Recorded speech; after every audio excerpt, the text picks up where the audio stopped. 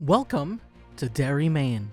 It returns with a new prequel series that pulls us into the cursed history of the small town of Derry, Maine, and the origins of Pennywise the Dancing Clown. Today we're going through the first half of Season 1 of It, Welcome to Derry, with 75 facts covering Easter eggs, references, production history, and more. Let's get started. Let's go! Number 1. In March 2022, we first heard about this prequel series when Variety reported that Andy Muschietti, Barbara Muschietti, and Jason Fuchs were developing it for HBO Max. It was titled Welcome to Derry and would take place in the 60s before the events of the films and would include Pennywise's origin story. Number 2. By November 2022, it received a production commitment. Jason Fuchs and Brad Caleb Kame were brought on as co-showrunners. The series was finally given a green light in February of 2023. Number 3. The plot for the series would be written by Jason Fuchs, while Andy Muschietti was set to direct multiple episodes in the first season, which is exciting considering he directed the films. Number 4.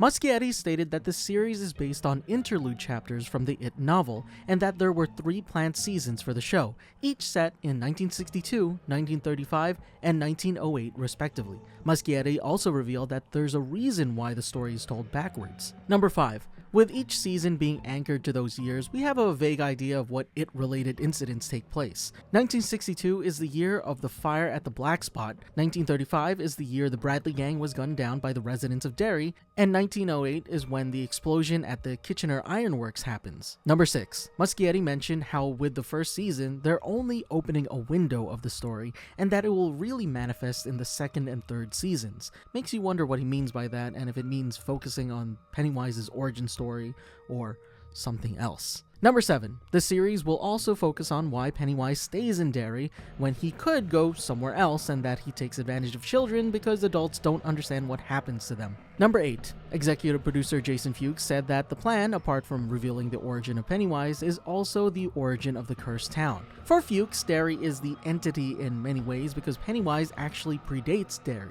If given the opportunity, the planned seasons would leave a different understanding of the creature, the town's rules, and what motivates it. Number 9. Returning from his work on the films, Benjamin Wallfish scores the series, adding additional continuity with those films. Number 10. Bill Skarsgård actually thought he was done with Pennywise. He felt like he was over it and wanted to do different things. He also mentioned that it's what defined his 26-year-old self. However, it was his close friendship with the Muschiettis that convinced him to return for the show. Additionally, Bill Skarsgård serves as an executive producer. Number 11. The first teaser trailer for Welcome to Derry was released by HBO/Max on September 25, 2025, giving fans a first look at the 1962 setting, the new cast of characters, and the return of Pennywise. The first official trailer followed on October 10, 2025, which highlights the Black Spot storyline, the new characters, and the overall tone of the series. Number 12. It Welcome to Derry premiered on HBO Max on October 26, 2025, with the first 2 episodes debuting together before switching to weekly releases. It Welcome to Derry garnered 5.7 million viewers in its first 3 days and became the 3rd most watched debut on the platform, of course being behind House of the Dragon and The Last of Us. Number 13. Now, let's move on to the episodes themselves. The first episode opens up with a new character, Maddie, who runs away from town and ends up hitchhiking with a family headed out of Derry. However, something seems wrong. When Maddie is in the car with the family, the son stares at him in the same way that Pennywise stares at his prey, with the iconic stare that Bill Skarsgård does when he plays Pennywise. You know the one I'm talking about, the one where his eyes go in 2 different directions. From this point on, we know things will take a turn for the worst. Number 14. The title of the first episode is The Pilot, and it has a dual meaning. First, it refers to the fact that the episode is the pilot episode for Welcome to Derry, and second, it refers to Leroy Hanlon, played by Jovan Adepo, one of the first characters we meet post-intro sequence. Number 15. The last name Hanlon will sound familiar to fans of both the novel and its adaptations, as it's the same last name as Mike's, one of the members of the Losers Club in those original It stories. Number 16. Leroy is actually a returning character and not a new character from the Muschietti adaptations of It, as he's Mike's grandfather. He was played by Stephen Williams in those films and is much older compared to his age in 1962, obviously. 27 years older, in fact. Number 17. The soldier that's driving Leroy at the Derry military base is Dick Halloran, played by Chris Chalk. The name Halloran should sound familiar to you if you've watched The Shining, as he's the one who teaches Danny Torrance how to use his psychic gift. Number 18. Switching over to the school, Derry High School's marquee board makes mention of Bert the Turtle, which is a mascot that was used during that time period to teach children how to protect themselves during a nuclear explosion. Number 19. Like Hanlon, Teddy Uris, played by Mikhail Karam-Fiddler, has a familiar surname. That's because it's the same as Stan Uris, another member of the Losers Club. Now, I'm jumping the gun a little bit, but I think it's safe to say that he isn't Stan's father, what with the events at the end of the episode. Number 20. During a flashback scene, Maddie gives Lily a turtle charm, to which she responds by saying, "Turtles are lucky." This is another turtle reference, which seems to be leading to our first on-screen appearance of Maturin the Turtle, maybe? In short, for those of you that don't know, Maturin is a cosmic entity in Stephen King's works that is a force of good. Number 21. When Lily hears Maddie's voice coming from her bathtub drain, she actually screams when one of his fingers reaches up through it. Fans think this could be a nod to The Moving Finger, a Stephen King short story from Nightmares and Dreamscapes, where a man is terrorized by a long jointed finger creeping out of his bathroom sink. Number 22. Eagle-eyed viewers can spot a creature from the Black Lagoon poster in Phil's room. In the original It novels, Pennywise actually takes different shapes, including a scaly creature. Number 23. During a scene between Lily and Marge in the school bathroom, we can actually see the name Alvin Marsh written inside a heart on the wall. Alvin Marsh is the name of Beverly Marsh's abusive father, who we see in the It films. Number 24. Maddie's smile as he stares at the children in the theater is very reminiscent of Bill Skarsgård's Pennywise smile.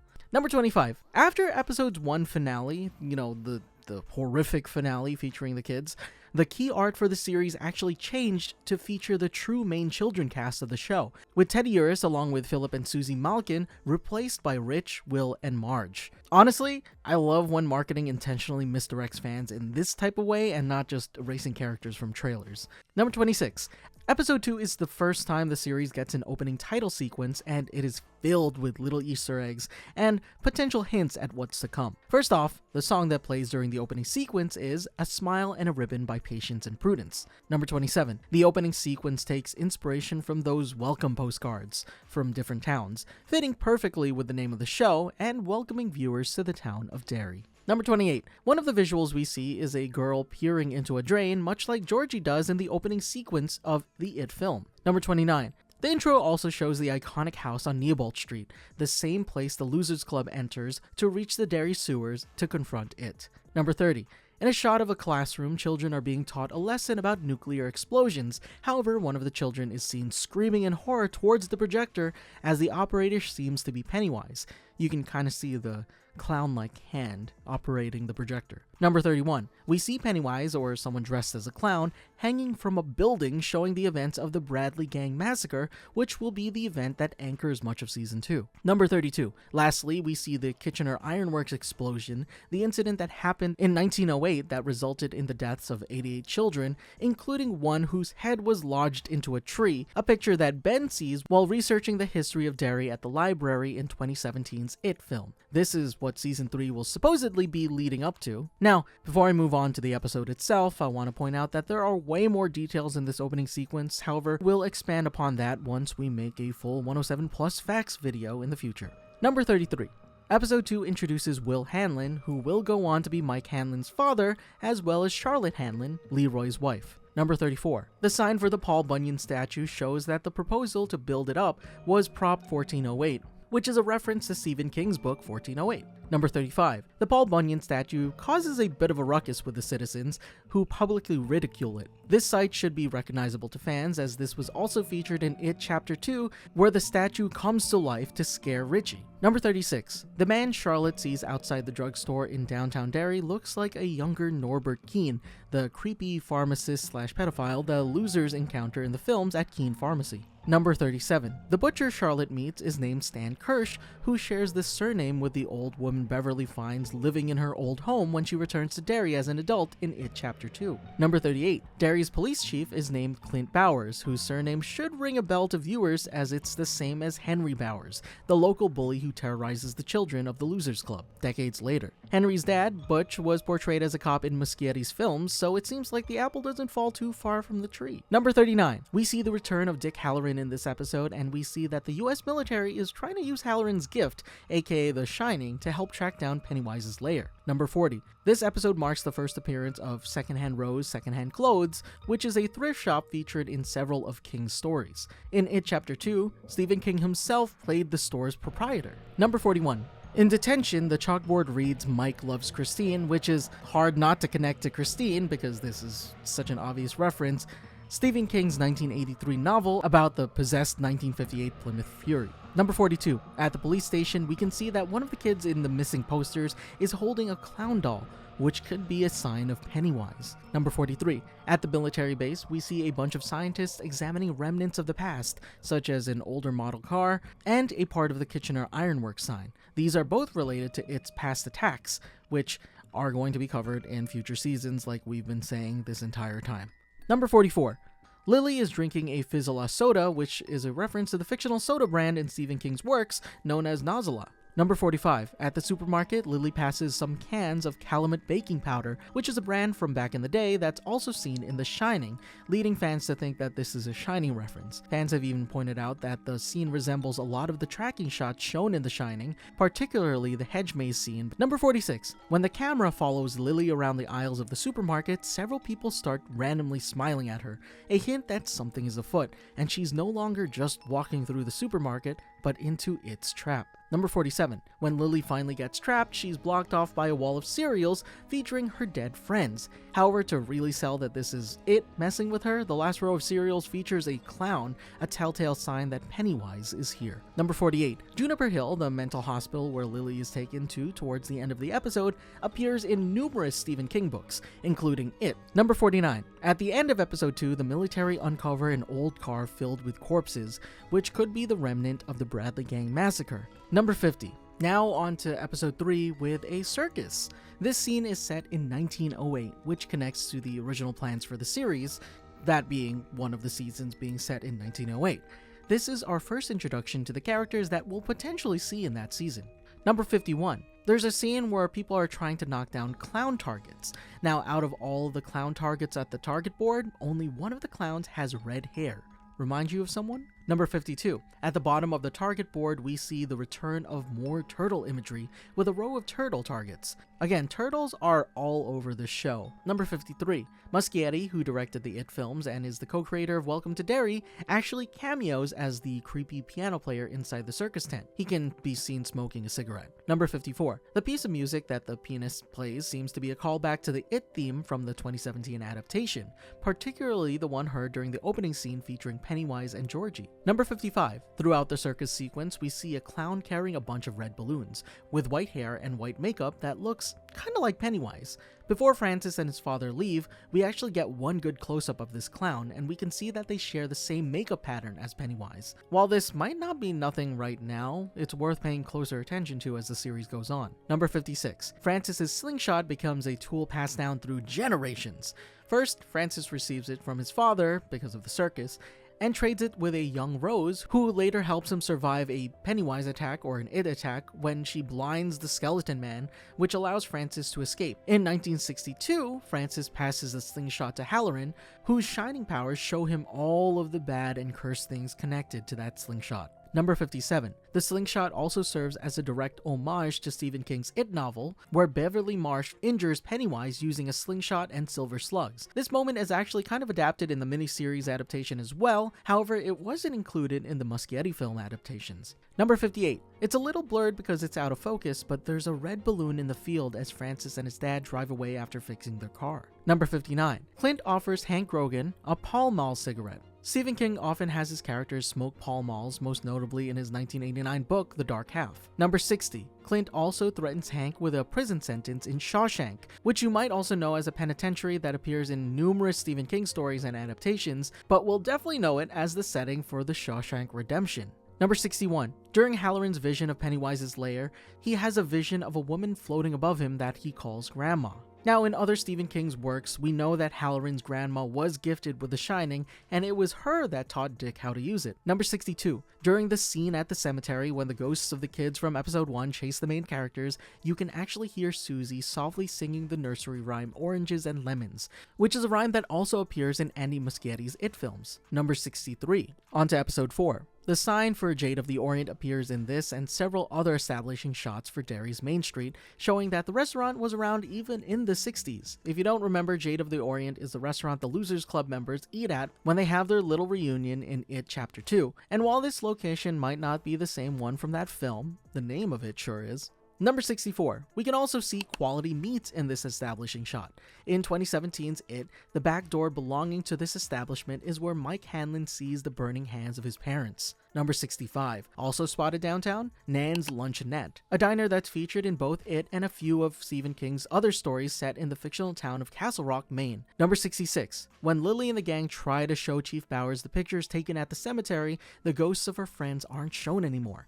However, the one entity that seems to still be in the pictures is the clown that Will took a picture of, meaning that the clown might not be a vision created by it. Number 67. At Derry High School, we can spot a small little detail in the banner that the mascot or school team are the Trappers. Number 68. When Lily talks to Ingrid, she reveals that there were children going missing in the 30s. While she says that it might be because they were looking for a better life or to relieve their parents of the burden of the Great Depression, she might be hiding a darker fate for those children. The 30s falls in line with the years that It would awaken, meaning that it could have been Pennywise that took the children. Number 69. We finally see the black spot, which turns into a nightclub, taking shape in this episode. As mentioned before, the black spot is the site of a big incident in 1962, and it seems that Halloran, sensing some sort of presence connected to the location in episode 4, is foreshadowing of what's to come. Number 70. When Will and Leroy go fishing, Leroy steps away, leaving Will vulnerable to It's torture. Taking the shape of a burned Leroy Hanlon, It pulls Will into the water and utters the words, "You'll burn too," possibly foreshadowing his future fate and also referencing the line, "You'll float too." Number 71. At the police station, we can see new missing kids posters hanging up on the board, which feature the names of crew members who worked on the show. Number 72. Its origin story is expanded upon in episode 4.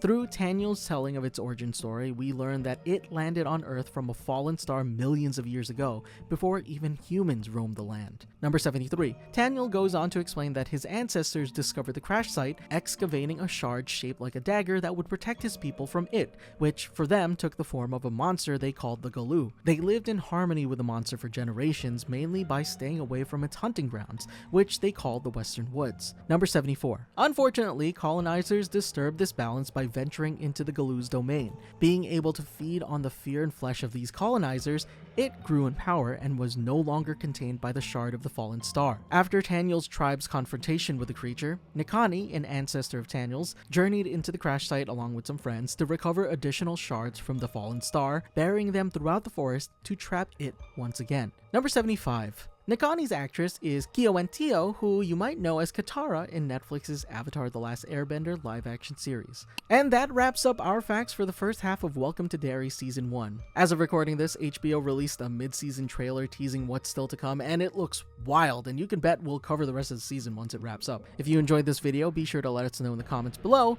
and hope you enjoyed. Until next time, Excelsior!